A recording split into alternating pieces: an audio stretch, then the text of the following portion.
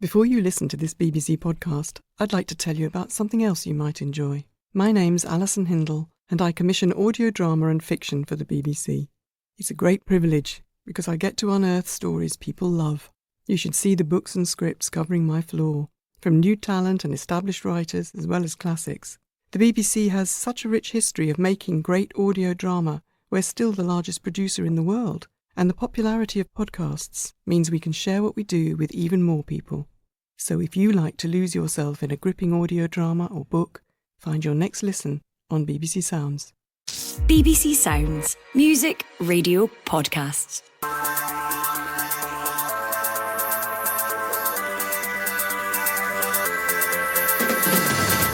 Hello, I'm Jonathan Sutherland, and this is the Scottish Football Podcast. All the news, views, and analysis to kickstart your day. It's Wednesday, the 14th of August, and Rangers' Champions League dreams are over for another season. But it's Shaparenko with a cutback for Kyiv, and that surely is the final nail in Rangers' Champions League hopes.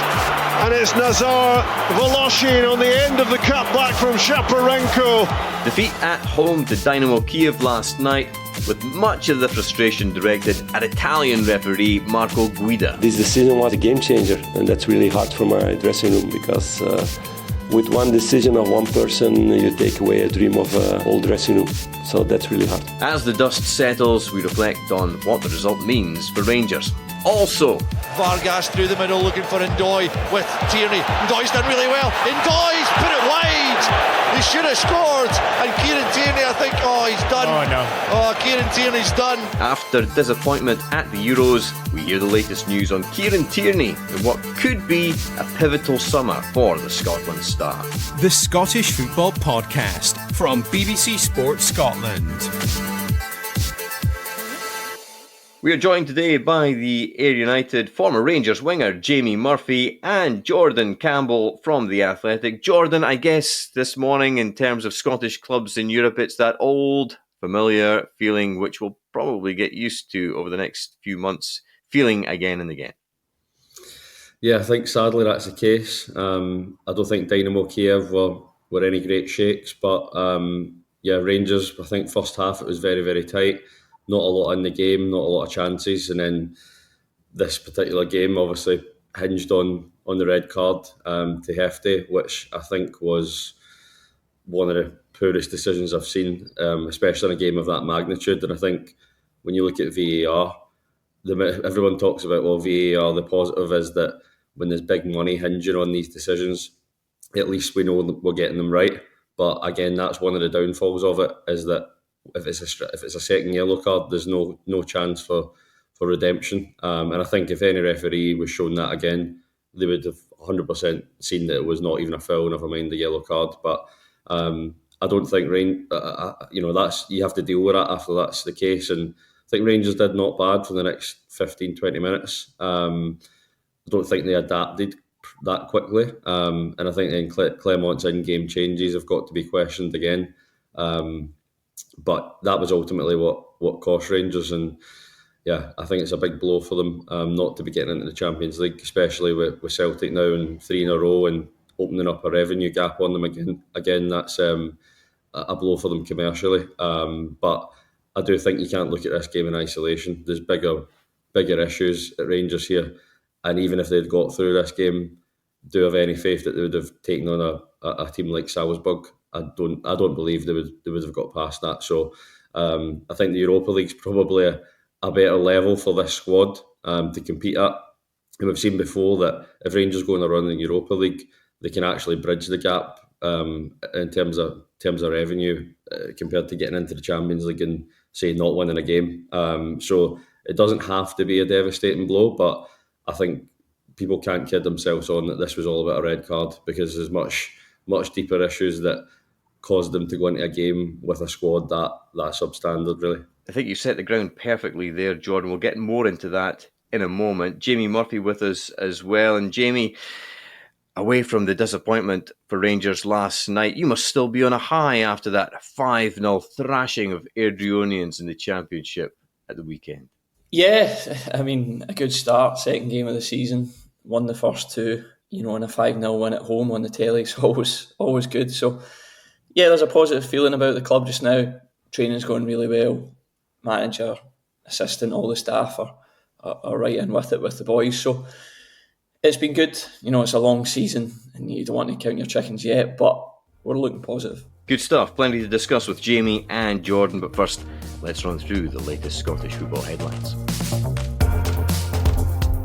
As we'll discuss in more depth in a moment, 10-man Rangers were knocked out of the Champions League after losing 2-0 to Dynamo Kyiv at Hampden.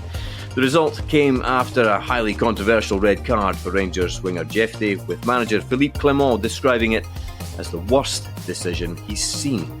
Elsewhere, Celtic's South Korean midfielder Kwon Hyuk-kyu has joined Hibernian on a season-long loan. Inverness Caledonian Thistle have suspended takeover negotiations and have appointed former chairman Alan Savage to take charge of the struggling Highland club.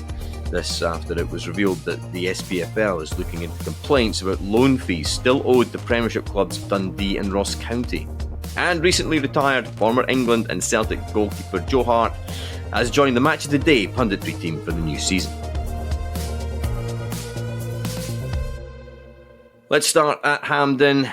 The key moment, as Jordan has mentioned already. Jamie Murphy, your thoughts on the second yellow card for Jefty, which was clearly so pivotal in terms of Rangers going out to the Champions League last night. Dangerous one. Up goes Jefty to win a header, and down has gone the Kyiv player, and it's a second yellow card, and Jefty is sent off at Hampden. Rangers down to 10 men.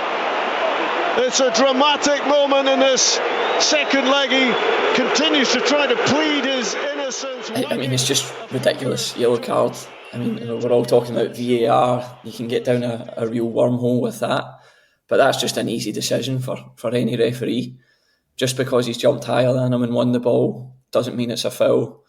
There's barely any contact. I know it doesn't help the Ukrainian player rolling around the floor, but still, a referee of a decent level should not be given that as a yellow card. And it really changed the game. Rangers weren't brilliant before that. There was still obviously a chance of Dynamo Kyiv winning the game, but it is an excuse for Rangers to use, and it probably will paper over cracks for this game. But Rangers need to do a lot more in terms of performance as well. But I think last night, the red card really, really changed it. Jordan, the referee obviously getting a huge amount of flack, and we've heard your thoughts already in terms of the red card. But as Jamie mentions, the Ukrainian player's reaction must have been a crucial factor, you feel, in terms of the referee's decision. Yeah, I think so. I mean, he showed it well. I think you can say that. But yeah, I think you saw the reaction you saw the one player go down, but it was the reaction of the other players that I think is telling, because not any of his teammates really, or any of the Rangers players, I think you can usually tell with body language whether someone's in trouble. But it didn't even register with any of them, because he jumped really without his arms. Usually the mitigating circumstances that you say, well, you've got to use your arms for leverage, but they were literally almost by his side, and he's maybe half a foot above the man. So I don't know what the referee has seen, but after he's made that decision, I don't think Clement or any of the Rangers players surrounding the referee were going to change his mind. But it was a baffling decision.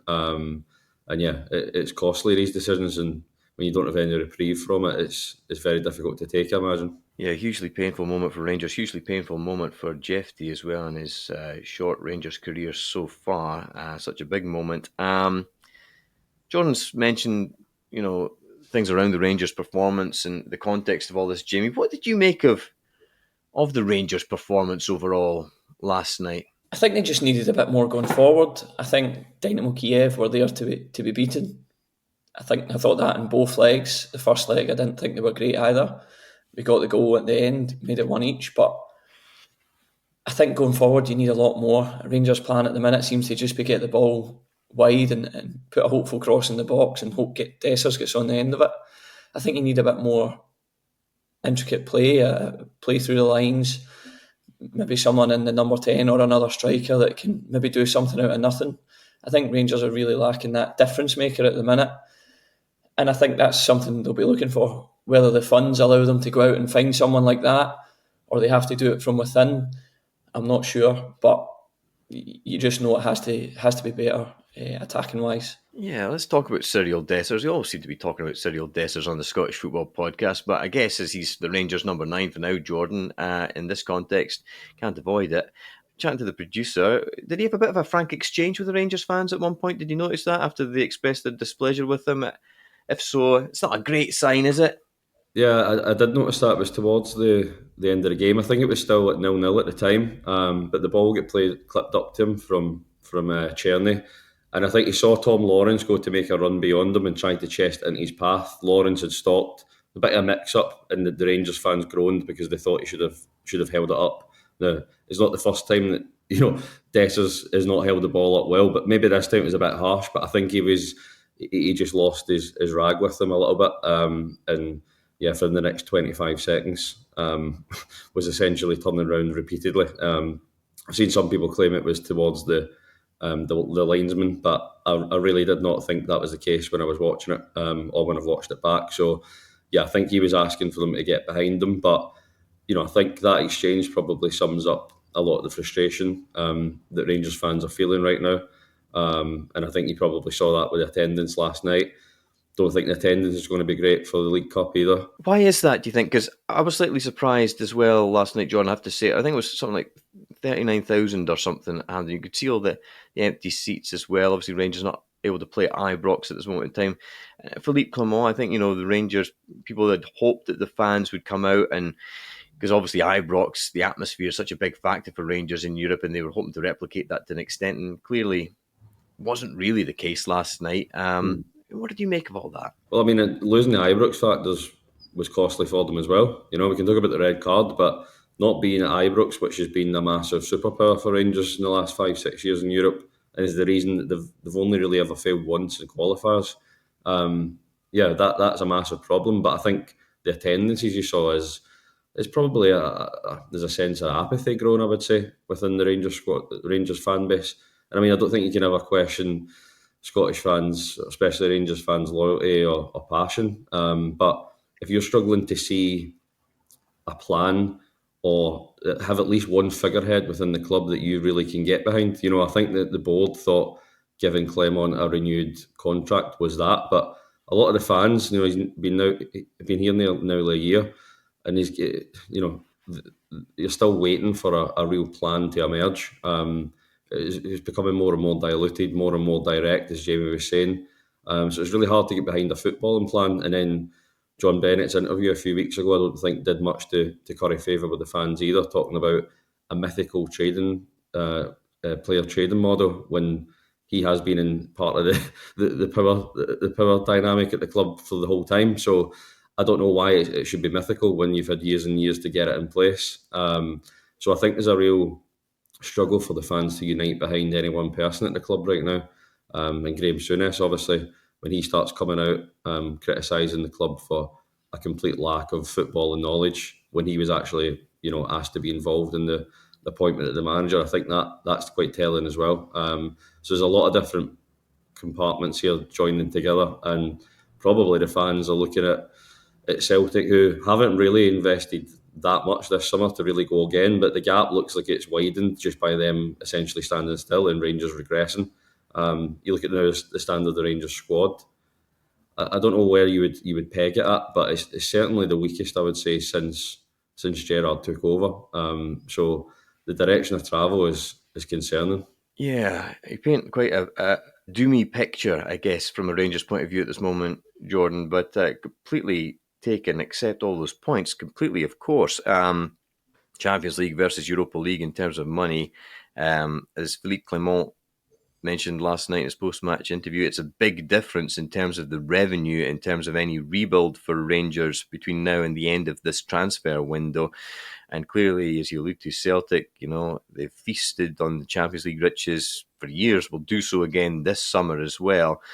Jamie Murphy, your thoughts on this Rangers squad at the moment, and how much needs to be added to it? It wasn't a great game last night, you'd have to say, for a large extent, and in terms of the quality Dynamo Kyiv obviously upping that quality in the last 10, 15 minutes. Obviously, they had the extra man. I think they need more. I think that's pretty obvious. I think they probably need 3, 4, 5 starters to go with first.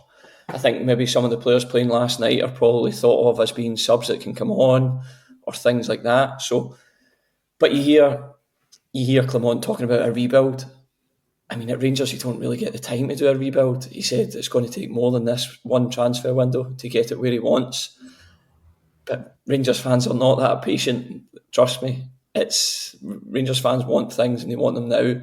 And if you're not getting results, then in the mind of them, you're not doing well enough. So they have to fix what the problem is, and they have to do it quickly. I know he wants time and things like that to bring his own players in, but at Rangers you just don't get that time. Yeah, for anyone listening who might not know the name John Bennett as well, probably should clarify. He's the Rangers chairman, and I think at the moment standing chief executive while they get somebody new in after James Bisgrove left for the Middle East.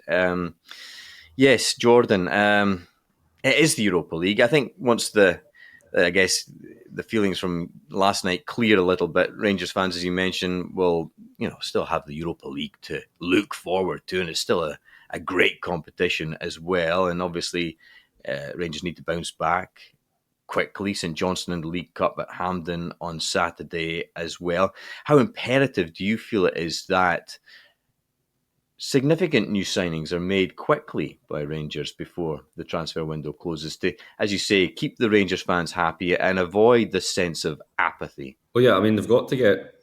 we can talk about numbers, but they've got to get quality in. There's no point bringing in more squad players, because really you look at the business they've done this summer, and for the money they've spent, a lot of the players aren't actually getting on the park. So if you're actually trying to move the level forward quickly, you need to bring in, I think the fans would much prefer 2 or 3 real quality players coming in to improve the forward line and the midfield line, even the defence. I mean, I don't think there's a department of the team that they cannot add to before the summer's out. But I think, there's got to be more. There's got to be coming in above people rather than coming in to supplement them, because you look at last night, you've got McCausland starting right on the right wing. You've got Jeff Day, a left back, starting at left wing, because Cortez has been injured. Danilo, £6 million, not been chosen to come off the bench, although he is coming back from 9 months out. You've got Cantwell and Hadji, who have been banished to the B team. Igamani, they've spent almost $2 million on, and is not at the level to be involved in the squad yet. So you look at that and you think there's a lot of wastage still going on. There's a lot of wages being taken up and not contributing to the team.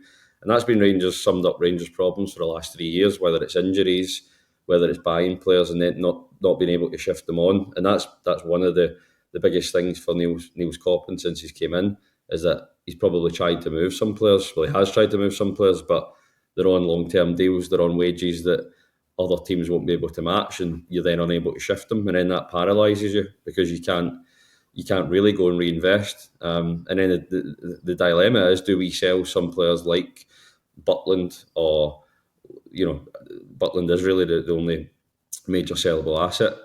So I think that's the dilemma they're in, is really they don't have the funds to go and spend loads and loads of money, so you need to sacrifice to then go and reinvest. But the reinvestment's been their Achilles heel the last few years. Yeah, Niels Coppin, the recruitment guy at Rangers, a busy time you'd imagine for him coming up. You can't help thinking about this season overall in terms of Rangers and Celtic, obviously. And as I mentioned, Celtic have feasted on the Champions League money. They've got this massive war chest if they choose to use it. And Rangers obviously look like they need to add.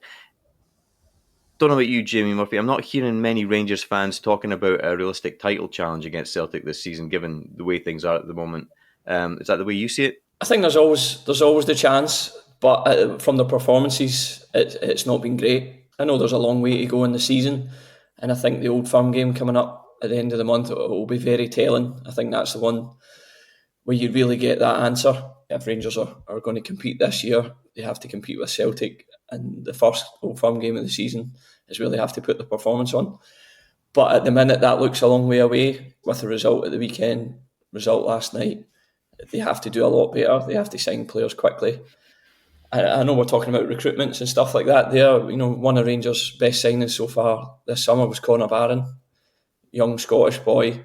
Players at Rangers I think should be looking at a lot more. Sometimes I think it gets a little bit fancy. We're trying to find a signing that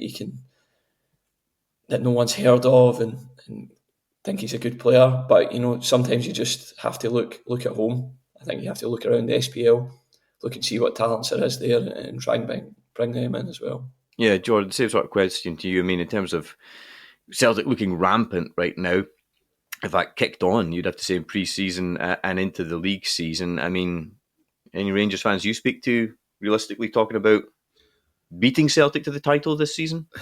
Not really, and I think that's telling, because I mean, when does that ever happen? I think even the most stoic Rangers or Celtic fan, no matter if they're down in the dumps, there's always a bit of belief. But it's really the first time I can remember there being no real sense of a realistic challenge. So I mean, in one sense, it maybe makes it easier than it has been in previous years to accept that okay, it's going to take time. But as Jamie's saying, when you're Rangers in the league and the financial advantage you've got over the rest of the teams, it shouldn't take windows and windows to get together a team capable of challenging. Look at Ange Postecoglou when he arrived and had to completely rebuild in one summer. He won the league in his first season when everyone thought Rangers were on course to win 2 and 3 in a row, after winning the first title in a decade. So it can change quickly in Scotland if it's done well. And it tends to be when things aren't done well, people say, it takes time, but it has been done quicker before. So I think there is a case to be heard that it shouldn't take as much time as been asked for. But just on the revenue about the Champions League, I find it quite interesting that we're talking about the gap again between Champions League and Europa League. But if you remember at the end of 2022, when Rangers had got to the Europa League final in Seville in the May, and had then made it through to the Champions League group stage with Van Bronckhorst, the club were determined to tell everyone that actually it wasn't worth as much the Champions League as everyone thought, and that a good run in the Europa League was much better for the coffers than it was to get put out of the Champions League straight away. So these things can quickly be spun depending on the mood at the time. So I think people should bear in mind that obviously there are bigger challenges at Rangers, but I don't think everything should come down to this one game not being into the Champions League. They've had months to get into this, to get a squad ready. And as Jamie said, the best player by far this season has been Connor Barron, who's hit the ground running. But there seems to be some sort of snobbery from both sides of the road for him, I would say, towards signing young Scottish players, even older players. Like, you look at Shankland, if Shankland's available to go and buy. I know there's been some disagreement behind the scenes whether, the last year or so, whether he represents good value for someone who's approaching 30. But you think, well, if you're spending $2 million on Igamani and he's going to take at least a season to even get on the pitch, then surely if you're spending that amount of money, then Shankland, who's going to score you at least probably 20 goals, you would say, for the next 2, 3, 4 years, you would think that would make sense. But as Jamie said, there seems to be a weird sort of, or they might be good enough for a team in Scotland, but are they good enough to really hit the Champions League level? But Rangers aren't a Champions League level team, really. They're a Europa League level team. So I think there's got to be a bit of realism that a lot of these Scottish players are good enough to come and play for Rangers or Celtic. It'll be fascinating to watch between now and the end of the transfer window. Will Rangers press the Lawrence Shankland button? We shall see. Plenty of twists and turns. For now, a sore night for Rangers. Just finally, before we go, among other things, you work the Arsenal beat for The Athletic, Jordan. What is the latest on Kieran Tierney? He seems to be completely out of the picture, one of Scotland's best players. Yeah, well, I mean, he's still recovering from that injury he sustained at the Euros. Obviously, it looked quite a bad one at the time when he twisted and hurt his hamstring. It's obviously been a bit of an Achilles heel for him the last few years. His injury. No pun intended, and yeah, I was going to say that's not actually the injury in Achilles heel. I don't know if you can say hamstrings heel, but it's been a bit of a recurring issue for him. So yeah, I don't think he's going to be back training until later on next month. So probably not available really until October time at the earliest. And then I think, he's realistic, and he spoke to me earlier in the year about that, which is that he's realistic about his chances of playing. They just signed Calafiori as well. So you've got Calafiori, Zinchenko, Tomiyasu, Timber, Kiwior, probably all ahead of him now in the pecking order. So I think he's realistic about where his future lies, but it's going to be difficult, I think, for him to move this summer, just looking at when his injury's going to be. So maybe it'll be a loan or something happens in January for him to move on and really kickstart his career, because he obviously really enjoyed Real Sociedad last year, but I think now it's sort of finding somewhere else to settle now. And there's one Scottish player, looks like he might be heading for the Emirates exit. Another could be on his way in. Jordan, tell us a little bit about Callum Hamill. Yeah, so St Johnstone youngster who has been down at Arsenal a couple of times for training camps this year, training with under-18s, went to a tournament with them and abroad as well, did well. And so he had interest for Rangers and Celtic, who could have signed him this summer because he's only 15 still.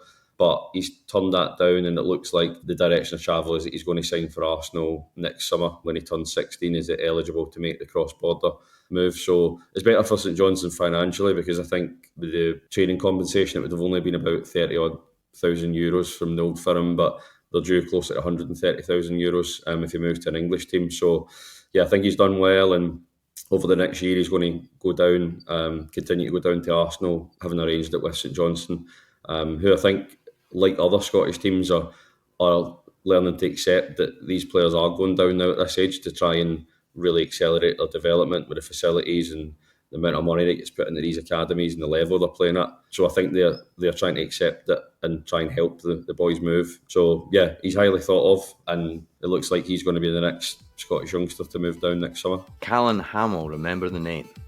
That's all we got time for. Many thanks to Jordan Campbell and Jamie Murphy. The Scottish Football Podcast is with you bright and early every morning, so follow and subscribe wherever you listen to keep up to speed with everything that's going on in the national game. Scottish football, the gift that keeps on giving. Thanks for listening. This is the shocking moment English football has been dreading. My name is Moses Swabu, and I used to be a professional footballer, but then I got in deep with organised crime and became a match fixer operating in the English League. A match-fixing investigator has highlighted 2 matches he says appear to have suspicious betting patterns. How honest are you going to be with me? This is 100%. Join me for Sports Strangers Crimes presents Confessions of a Match Fixer. Listen on BBC Sounds.